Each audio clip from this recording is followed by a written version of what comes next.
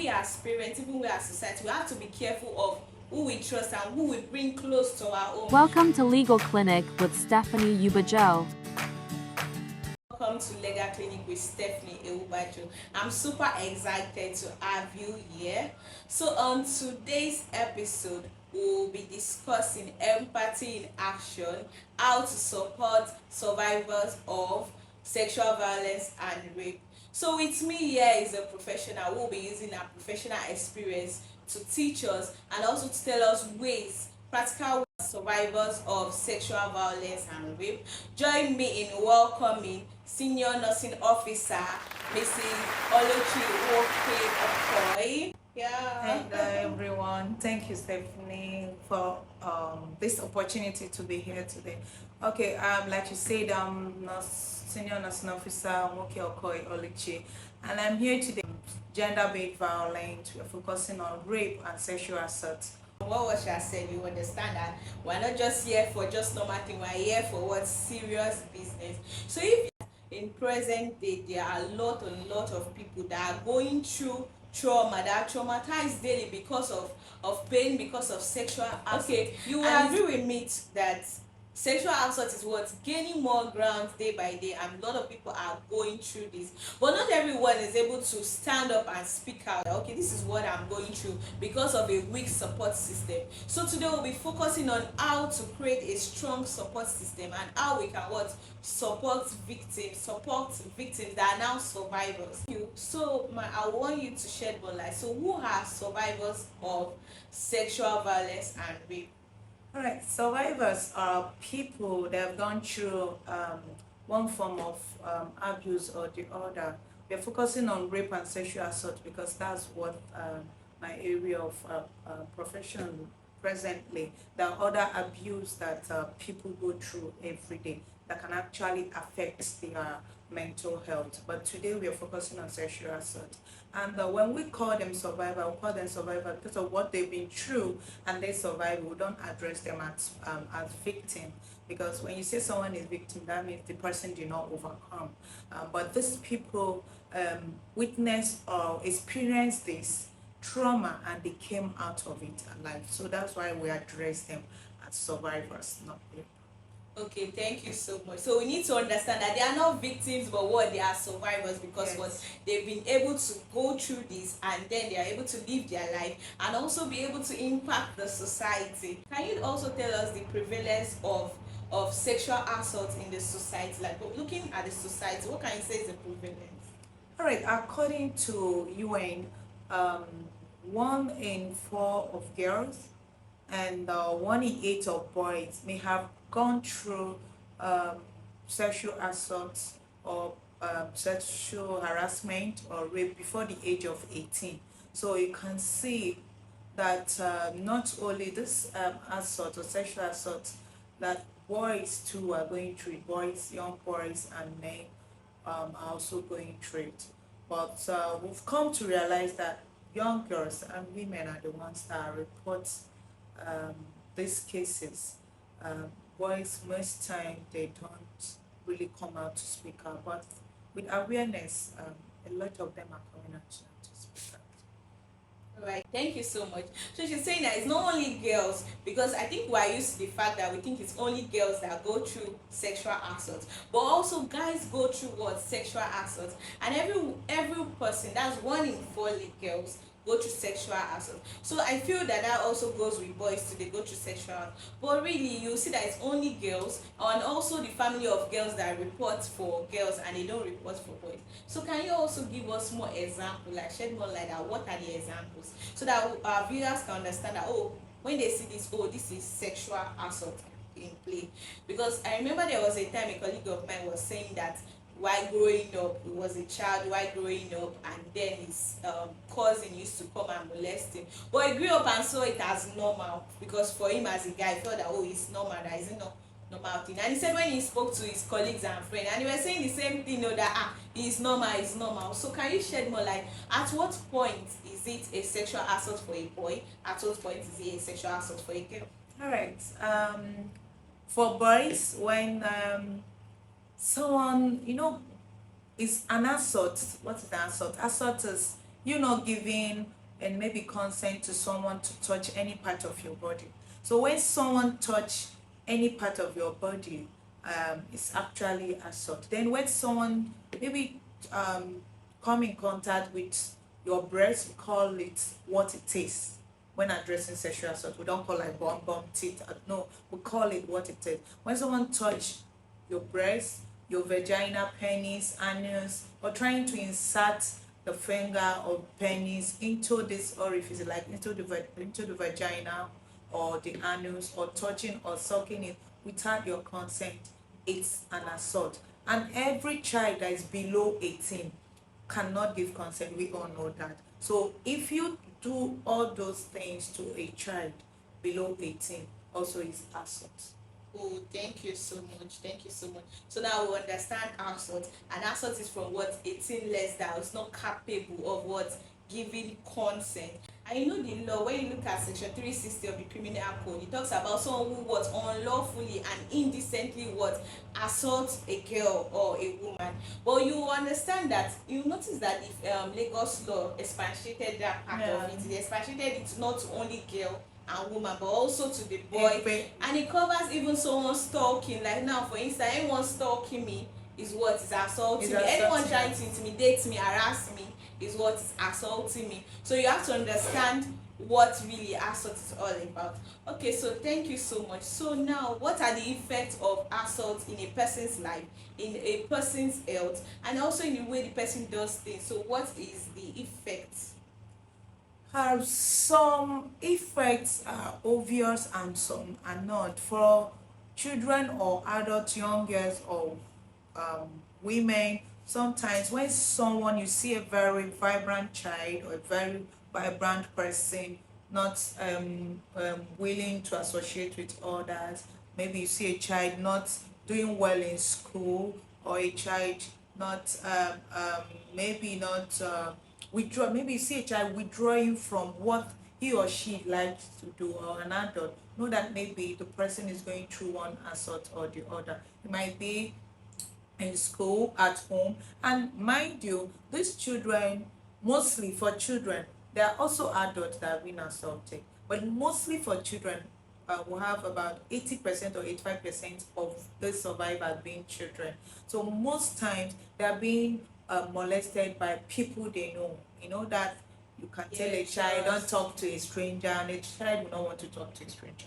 So from experience, I've come to realize that those children are being molested by people they know. That neighbor, that uncle, that brother, cousin, that that brother, father, that neighbor, yeah, that father domestic worker, that driver, teacher in school, people they really know. But for adults, sometimes people they know, but most time people they don't know, like strangers, Strangers. them being kidnapped, robbed, and but for children, they are people, they mostly people they know. So when you see a child or someone that is so lively withdrawing, keeping to his or herself, trying, okay, like these children, when they see a particular person, they try not to go closer to or afraid of the person. You have to look into it. You also because most of those perpetrators threaten to kill them if they speak out, so they won't want to speak out. So you have to monitor those children, and also monitor young girls and women that are not what they used to be. In one way or the other, maybe they are being molested, even on social media. Um, so we'll have to look out for the signs. So the signs you've mentioned now are firstly the trust. So we as parents, even we as society, we have to be careful of who we trust and who we bring close to our own, because we don't know who is actually capable of molesting our Yes, children. So we we have to don't. be careful with that. Then we also have to look at signs of withdrawal of interest, maybe from academics, maybe from the things that make the child very happy, but you see the child withdrawing. So these are signs we should look out for. The effect is even beyond the behavior. Is there also effects on our health and our health? Yes, there are. One, that is mental effect when the person breaks down. There might be depression as a result of sexual assault. And in some people, like in some children, they start to bedwet or start having nightmare, and that will also affect their mental health. Then if a child has not been bedwetting, start bedwetting, that will affect the child mental health too. And a child that they used to do well in school, no more doing well, it also affect their mental health. Apart from affecting them, it also affect them physically or their health, because along the process, some of the children come down with some injuries on their private parts. We've seen some cases of um, vagina fistula, whereby the vagina was torn from, there was a tear from the vagina, laceration from the vagina to the anus, thereby where it makes the child to be excreting feces from the vagina. So what we did was to refer this child to General Hospital, where surgery was performed on her, and that was corrected. So you can imagine the pain this child may have gone through. And imagine the pain. Some of them have not even experienced, they don't have any sexual experience. So that might be the first time. So you can imagine that first, that trauma, having a giant, like a perpetrator, a giant, someone so tall, taller than your father, older than your father, having his or her way on you. So that alone, if not handled well, will make the child to be traumatized till throughout their lifetime. So we encourage and we advise those people to speak out. Mothers, watch your kids, and when they speak out, we have referral center. So you can see that the effect is even more than what we see. The effect is even beyond today. Like she said, it's even eternity, in the sense that some people go through this pain for the rest of their life. Yeah. And then they won't even know that. People won't know. People will just say, oh, why is this person acting this way? They won't be able to trace it, that, oh, because of this childhood trauma. Thank you. But they can be helped, like I said, counseling. We have different section of counseling, 2, 3, or 4 different times. So by the time we undergo counseling, I think the person will be better with therapy. What of the place of prayers? Because I believe that in anything we do, Yeah, there's place of prayers too. This part of the country, we believe a lot in prayer. Prayer helps a lot, because there is this prayer on this side and also psychotherapy on this side. You pray, yes, for God to also help. You also help yourself by undergoing therapy. The prayer will also help you to heal. Then you going for therapy will also help you to. So you don't just pray and leave it. Yes, you prayed, God will work on you, but you need therapy. Then again, the issue of reporting to pastors. Your pastor too, you need their pastor, but you need a therapist. So let's draw the line, know when to balance it.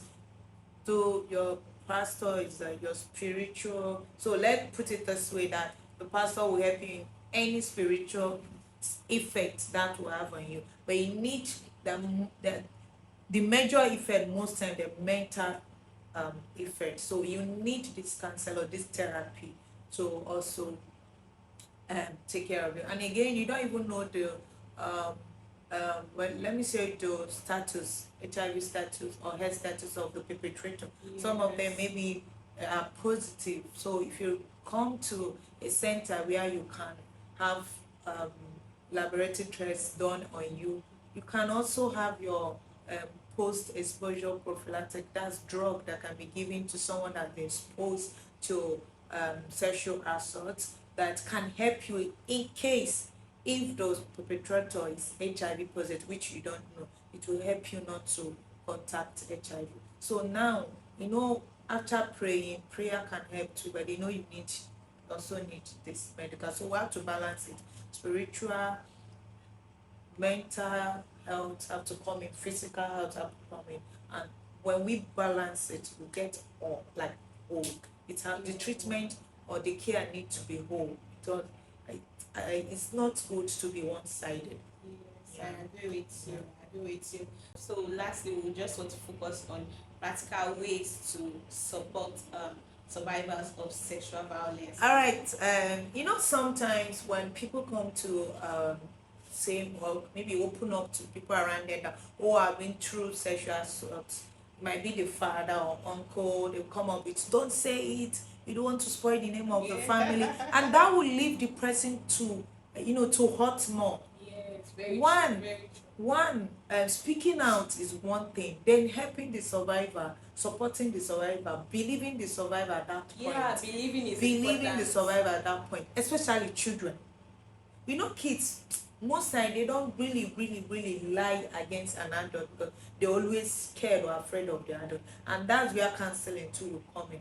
Even if someone is trying to make up the case, I see people sometimes on social media saying, oh, maybe the person is lying. During counseling, some of them open up that maybe it's true or not true, but believe me, 95 if not 98% are always true. Yeah, Someone they're can just always come up true. and make up that story. Very well, I So agree. now when someone come to you to ask or to tell you about them being abused, or help them to seek help, help them to speak out first. You can go online to check for centers that um that Attend you to can that call kind and of attend to that cases. kind of cases. And also, you might not be a professional to address it.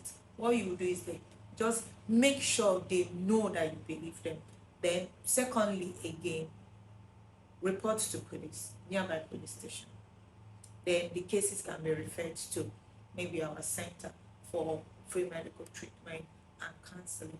Then also, we also encourage, we also advise that um, pastors, religious leaders, traditional leaders should also help when these cases, when maybe they are being referred to them, they should also know. I think we're creating more awareness and sensitizing people on knowing where to report. Some people are going through this, but they don't know where to Where seek to help. report, where to seek help. They don't know Very where well. to seek it. That now I like the fact that Lagos State have sexual assault courts, whereby these cases are being some perpetrators are being charged to court, and some of them get life imprisonment. Remember, in law, in Lagos State law, punishment for rape is life imprisonment, as far as there is evidence, most time medical evidence. And when these people come, they come with evidence, you see bruises and some other evidence. Yeah. So now it's punishable by law, and Lagos State is life imprisonment. Life imprisonment. Yes, life All imprisonment. right, Just thank have you. it. Well, thank you so much. You really said a lot. So the most important thing first is that as a family, accept the person, believe the person, believe and know that this person is saying the truth. She said at least most of the time, 98%, they are always the truth. So let's believe the person. Let's also try to get the evidence, like medical evidence and whatever evidence it is that is handy for us. And then she said, yes, seek help. And she also said, well, report to a nearby police station. Let us know that what the police are our friends, that we have to report. Because when you report, that's when you can be able to be directed to centers that will be able to offer counseling, offer advice, and if the person be charged to Okay, let me us. also come in here. In Lagos State, most time people try to say, oh, I reported to police and they told me this, they are not encouraging that. Now Lagos State have domestic sexual assault violence center, as in it's under Ministry of Justice, Okay. domestic and sexual violence agency. So if you're not getting the reports or the answers from police, you can go to Alausa if you're in Lagos. Ministry of Justice. Go Even and beyond report the Lagos, case. even in other Yes, states. in too. other states. I'm saying because my own center, my own office is in Yeah, Lagos, so I know more of Lagos. We get calls from people outside Lagos calling. So some states will refer them to sexual assault center or rape crisis center close to them. But here in Lagos State, we are here in Lagos State. So if but police have been trained. There are some police in Lagos State that have gender-based deaths.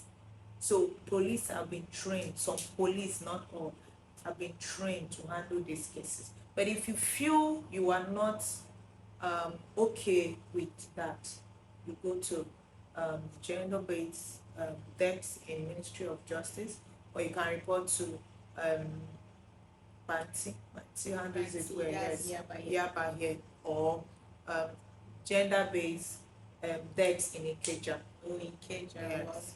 That's so insightful. But firstly, report to police station close to you. There are It's police, very important. there are police officers that will tend to They will Wow. definitely. Thank you for the insights. Thank you for Thank you the for words. having me. I am very, very sure that we've learned so much today. So if you have any question, feel free to comment, drop your comments in the comment section.